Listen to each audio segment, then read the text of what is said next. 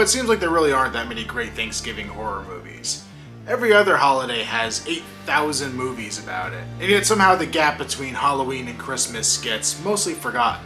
Well, in 1983, a movie was shot mostly here near where I live in Jacksonville, Florida, that takes place on Thanksgiving. The movie's gone by a number of titles: slasher, complex, Nightmare at Shadow Woods, but the title it's most known for is its home media release title of Blood Rage. When the local indie theater here announced they were doing a screening of the film, I decided this was finally the excuse I needed to go and actually tour the shooting locations that are local to me, and then to cap off the day with a theatrical screening of the film. So come with me on my journey to find the locations of Blood Rage.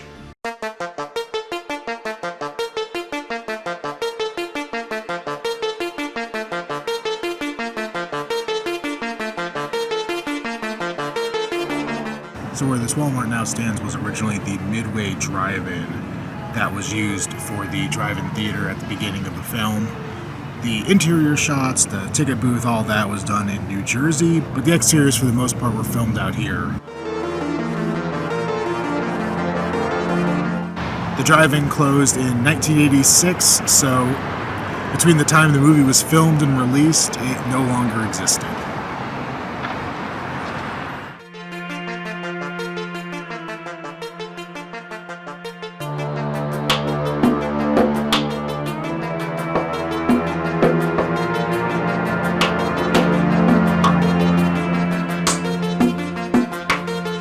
So behind me, across a much busier road than I would have expected, is the location that was used for the exterior of the mental hospital in the film. It looks like it is a rehabilitation center now, from what I was read online. So I'm purposely not going on their property or getting too close, just not to, invade anybody's privacy or anything like that. But yeah, I just definitely wanted to document it. It looks a lot like it did in the film still. I mean, the building's there. I think it's a different color than it used to be, but more or less the exact same thing you see in the film. It also does have kind of like a, horseshoe-shaped driveway going across the front, which I believe you see the mother drive on in the film.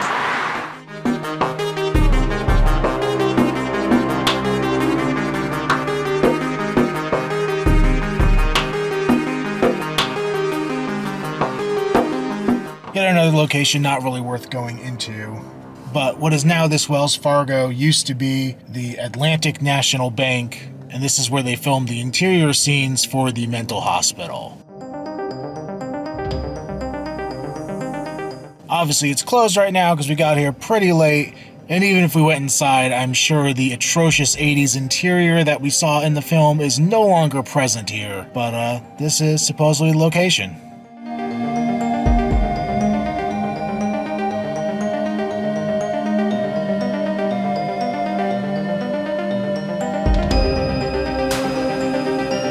So we're here outside the Save-A-Tea, or I think it's a Save-A-Lot, and there is a Buddy's furniture rental down the way a little bit. This used to be the location of the pick and save that was used in the movie. It's really a short scene where you see him looking into the glass at the reflection of himself, and it looks like the front of the building has changed quite a bit in the years since they shot that, but this is supposedly where that was filmed. However, I will say, for how short that was, this was a pain in the butt to film, because I feel like everybody walking in front of the store is trying to take as much time as humanly possible to just make this be the most delayed filming ever. But yeah, we got there in the end.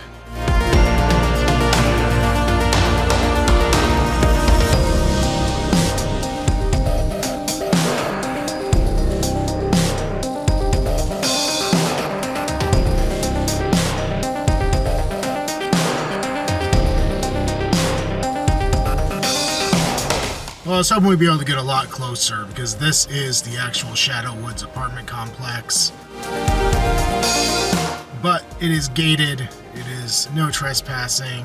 I don't even think there's a good path to walk in on foot if you wanted to. It is locked down tight, and I don't really want to trespass anywhere. So unfortunately, we're not going to get a good look at the place I wanted to look at the most out of everything here. But these are, I guess, the original buildings. They do match up. They look pretty close to what was in the film, so I don't think they've changed much.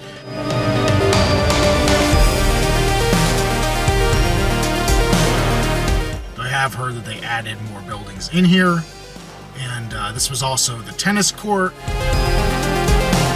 And it also had the entry to the nature trail, which, while we can't film this part of it, we will show the deeper sections of it here in a minute.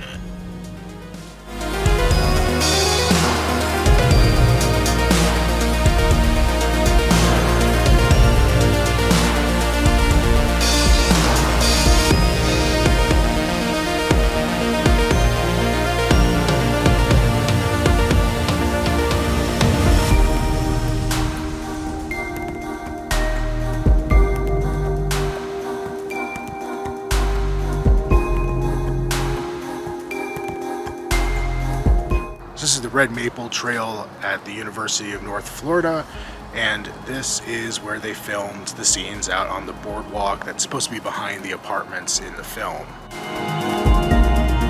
Not having a very easy time identifying exactly where this is, because I mean this was filmed 40 years ago and it is the woods, but it even looks like they probably have redone some of the boardwalk railings here and everything. And the screenshot that I have to go off of kind of shows the boardwalk angling out one direction and going back, and then a big right-hand turn. This area I'm at now kind of matches what I can tell, but it's really hard to say with any certainty if this is the spot or not, just because there's nothing really reliable to line it up with. But it's really nice back here. It's a nice little nature preserve area. There's a lake right in front of me over there. And if it wasn't for the highway, it'd be very nice and peaceful and quiet out here too. Ironically enough, from where we were just standing, I'm kind of turned around here, and this also kind of matches what they show in the film. So once again, incredibly hard to match this up, but you can see, you know, kind of curves and goes straight for a little bit, and then you can see the boardwalk behind there, and it does continue over here to the right. You know, just 40 years of growth will make it really hard to match anything up, and also being shot at night, you can't really tell what's beyond the trees that are immediately lit.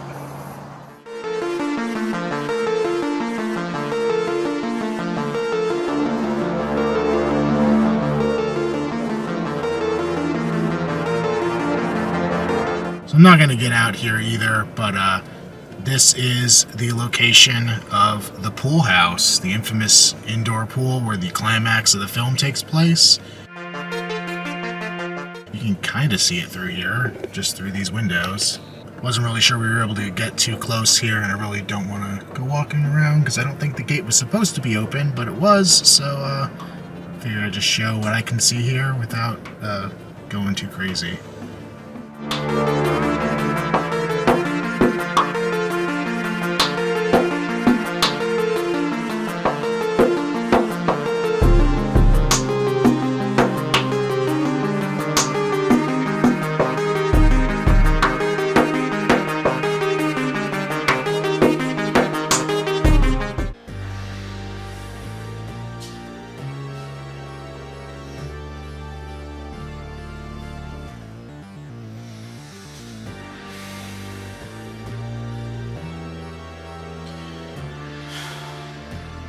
And all that work to prepare Thanksgiving dinner, looks like I got cranberry sauce all over my new knife.